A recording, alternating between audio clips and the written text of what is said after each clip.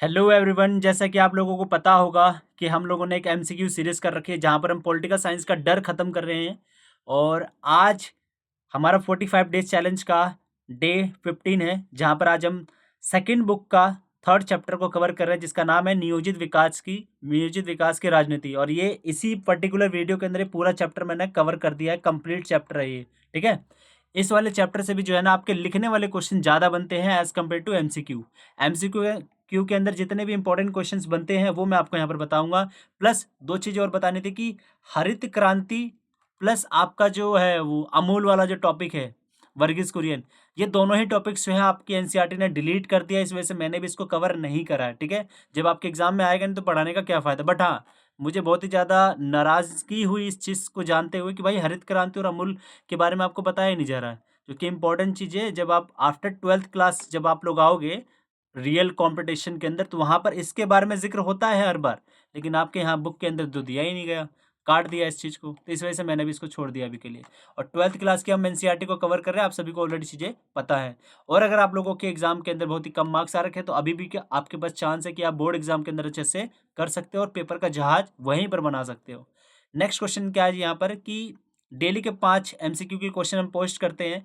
और पोस्ट करने के बाद आप जाएंगे, अगर ये कम्युनिटी वाला सेक्शन होगा या पोस्ट वाला सेक्शन होगा, यहाँ पे लिखा होगा ऐसे करके, उसी पर जाइएगा। जाने के बाद जैसे ही आप एमसीक्यू का वीडियो देख लेते हैं, वीडियो अटेम्प्ट करने के बाद अपने नॉलेज को टेस्ट करने के लिए मैं तो कह रहा हूँ यहीं जाइए। जाने के बाद इसको अटेम्प्ट कीजिए। अगर क्वेश्चंस को देखिए, क्लिक करते के साथ ही आपको एक्सप्लेनेशन मिल जाएगा, ऑन द स्पॉट आपको राइट आंसर दिख जाएगा। ठीक है, तो उस चीज़ को आप देख सकते हैं। और अगर आप प्लेलिस्ट ढूंढना चाह रहे हैं कि डे वाइज आपको पूरा मिल जाए तो आप जाइए और इस प्लेलिस्ट वाले सेक्शन पे क्लिक करिए और यहाँ पर डे वाइज हिस्ट्री और पॉलिटिकल साइंस दोनों को अच्छे से मैंने कवर कर रखा है। और ये आप लोगों को पता है हमारा सुकून है, आज डे 15 है यानी 15 है जहाँ पर पॉलिटिकल साइंस का है, और हिस्ट्री का ऑलरेडी हमने डे 21 कवर कर दिया है। चलिए बिना देरी करे शुरू करते हैं आप। बट शुरू करने से पहले कुछ बातें वो आप लोगों को जाननी है, वो क्या कि कॉपी पेन निकाल लीजिए, जो भी बातें आप लोगों को नहीं पता उसको नोट डाउन करिए, एक्सप्लेनेशन के ऊपर ज़्यादा ध्यान दीजिएगा, प्लस लास्ट में स्कोर लिखना ना भूलिएगा। ठीक है, तो ये कुछ बातें जो आप लोगों को याद रखनी है।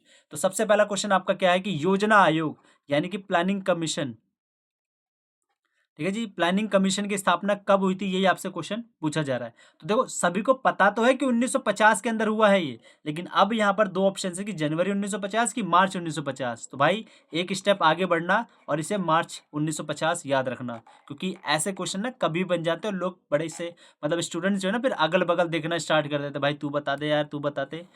ट्रस्ट में अपने आप याद कर लो, ज़्यादा हार्ड नहीं है ये चीज़ें। ठीक है, तो ये है कुछ देख लीजिए यहाँ पर लिखा हुआ है, ये पिक्चर मुझे यहाँ लिखा हुआ, तो बड़े खुशकिस्मत हैं ये लोग कि हम जैसे लोग इनके लिए विकास योजना बना रहे हैं। अरे भाई खुश नहीं है, बहुत नाराज थे वो लोग, कैसे ऐसे पिक्चर बना देते हैं। नेक्स्ट क्वेश्चन है, काफ़ी इंपॉर्टेंट क्वेश्चन है ये, काफ़ी important question, important mark mark कर लीजिएगा। आपसे पूछा जाएगा 2 नंबर या 1 नंबर में ये क्वेश्चन आ सकता है, वो क्या कि बॉम्बे प्लान क्या था या कब प्रस्तुत किया गया था। तो बॉम्बे प्लान बेसिकली जो है 1944 के अंदर पेश किया गया था। अब ये है क्या उसके बारे में जरा आप जान लीजिए, मेरी बातें को सुन लीजिए। हुआ क्या था ना कि 1944 के अंदर ना कुछ उद्योगपतियों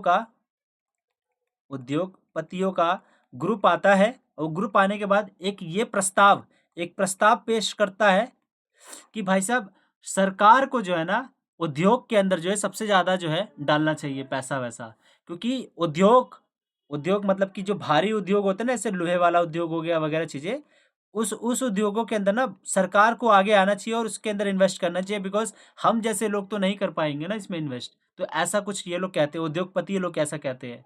ठीक है, और जो उन लोगों ने प्रस्ताव दिया था बॉम्बे प्लान, उसी चीज़ को बोला जा रहा है। मतलब क्या कि एक ऐसा प्रस्ताव जहाँ पर उद्योगपतियों ने खुद ने बोला कि भाई हमारे अंदर इतना पैसा नहीं है, हमारे पास इतना पैसा नहीं है कि बड़े बड़े उद्योग जैसे कि भारी उद्योग जैसे कि लोहा वाले उद्योग के अंदर हम पैसा इन्वेस्ट कर पाए। इसलिए सरकार को ही सामने आना चाहिए और लोहे वाले उद्योग या भारी वाले जो उद्योग होते हैं उसके अंदर पैसा लगाना चाहिए, बाकी हम पीछे से थोड़ा बहुत सपोर्ट करते रहेंगे साथ साथ में। तो ये था आपका बॉम्बे प्लान, जिसको आप लोगों को पता होना चाहिए। ठीक है जी, तो इसके बारे में आप लोगों को आई होप पता चल चुका होगा। और कुछ बातें और थी यार जो कि मैं आपको बताना चाह रहा था, वो क्या कि जो प्लानिंग कमीशन होता है ना, योजना आयोग, उसका जो अध्यक्ष होता है, अध्यक्ष कौन होता है ये भी एक क्वेश्चन बन सकता है। तो इसका अध्यक्ष जो है ना प्राइम मिनिस्टर खुद होता है। तो अगर आपसे कोई पूछ ले ना कि प्लानिंग कमीशन का सबसे प्रथम अध्यक्ष कौन था? तो आपको पता होगा पहला प्रधानमंत्री कौन था? जवाहरलाल नेहरू, तो वही अध्यक्ष थे जी इसके, ठीक है।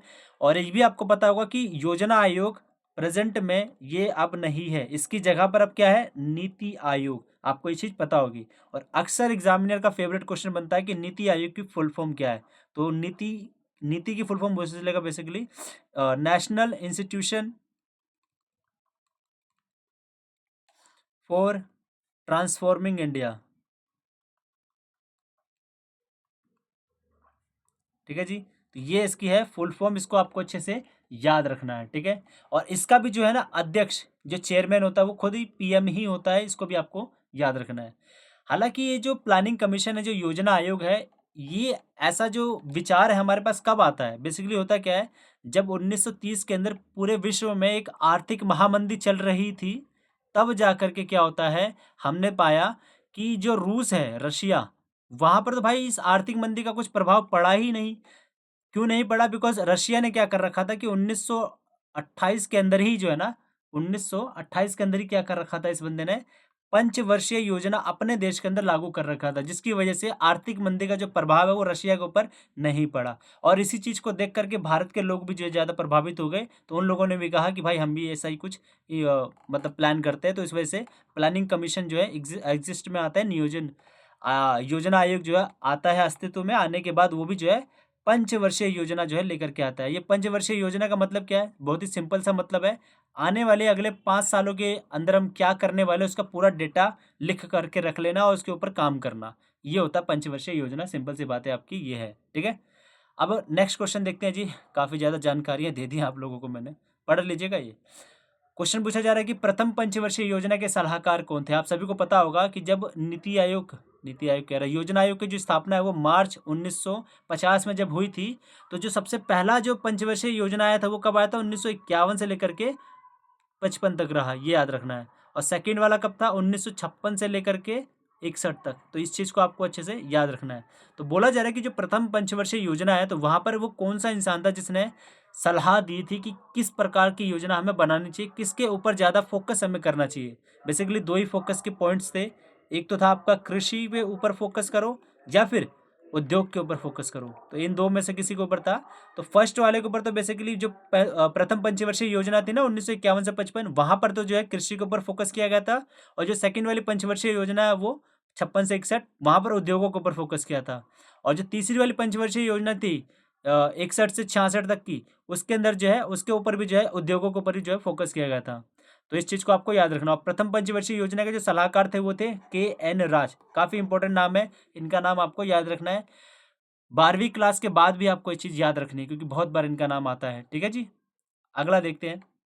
और एक और चीज़ याद रखना कि जो KN राज है ना, इन्होंने ना एक सजेशन दिया था कि भारत को ना धीमी गति से जो है ना अपनी रफ्तार पकड़नी चाहिए, नहीं तो बहुत ही ज़्यादा नुकसान हो जाएगा, ठीक है। तेज रफ्तार से बहुत ज़्यादा नुकसान हो सकता है। तो पहली वाली जो पंचवर्षीय योजना थी ना, उसका जो रफ्तार है वो बहुत ही धीमी थी, कृषि के ऊपर ज़्यादातर फोकस किया गया था उसके अंदर, जिसकी वजह से वो सक्सेसफुल भी रहे। और सेकंड पंचवर्षीय योजना आपको अभी बताई दी थी मैंने, 1956 से लेकर के 61 तक की थी, ठीक है जी। तो द्वितीय पंचवर्षीय योजना के सलाहकार कौन थे? मतलब हर एक पंचवर्षीय योजना के अंदर कोई ना कोई सलाहकार रहा है, ठीक है। तो सेकंड वाले में कौन थे? PC महल नोबिस थे। काफ़ी इंपॉर्टेंट पर्सनालिटी है ये। इन्होंने बेसिकली करा क्या था कि, चलिए छोड़िए बताना क्या है, इतना ऐड ऑन इन्फॉर्मेशन हो जाता है ना, इस वजह से छोड़ देता हूँ मैं चीज़ें। तो यहाँ पर है, और तो इसके बारे में आप याद रख लीजिएगा सेकंड वाले के लिए। पांचवा क्वेश्चन क्या है कि 14 निजी बैंकों का राष्ट्रीयकरण किस प्रधानमंत्री ने करवाया था? ये आपके आगे आने वाला जो चैप्टर है वहां पर भी आएगा, जब कांग्रेस के बारे में हम डिस्कस करेंगे। हालांकि इस तीसरे वाले चैप्टर के अंदर भी इसके बारे में डिस्कस था, तो मैंने सोचा डाल देता हूँ चीज। तो आप सभी को पता होगा इंदिरा गांधी है इसका राइट आंसर। अगर आपको इसका आंसर नहीं पता, डेट मीन्स कि आपकी तैयारी अच्छे से नहीं चल रही है भाई। अपनी तैयारी को और भी अच्छे से पकड़ लीजिए, क्योंकि बहुत इंपॉर्टेंट क्वेश्चन हो जाते हैं ये। अगला क्वेश्चन डाल रखा है मैंने कि भारत में मिल्क मैन ऑफ इंडिया के नाम से किसे जाना जाता है? भाई देखो, इसका मतलब जो अमूल दूध के बारे में बात कर रहा था ना मैं, इसके बारे में पूरा इतिहास लिखा हुआ है आपकी बुक के अंदर, लेकिन जो नई NCERT है, नई वाली जो NCERT, वहाँ पर इसका कोई जिक्र है ही नहीं। इसकी वजह से मैं क्वेश्चन सोच रहा था कि हटा दूं, लेकिन एक पल को क्या पता आ जाए तो भाई अटक जाओगे, इस वजह से मैंने सोचा बता ही देते हैं। तो मिल्क मैन ऑफ इंडिया जो है वो बर्गिस कुरियन को बोला जाता है। ये आणंद एक जगह है, गाँव, जो कि वहाँ पड़ता है गुजरात के अंदर, तो उसके बारे में ये चीज़ है।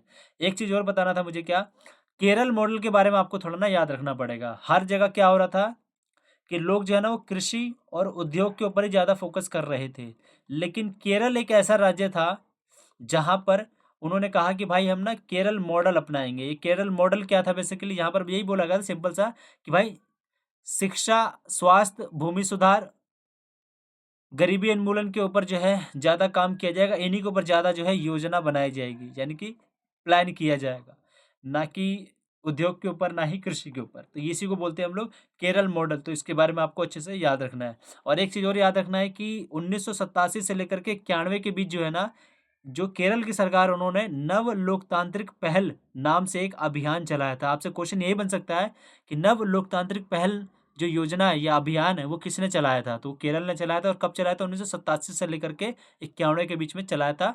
और आज की वीडियो के लिए बस इतना ही है। Thank you guys, love you all.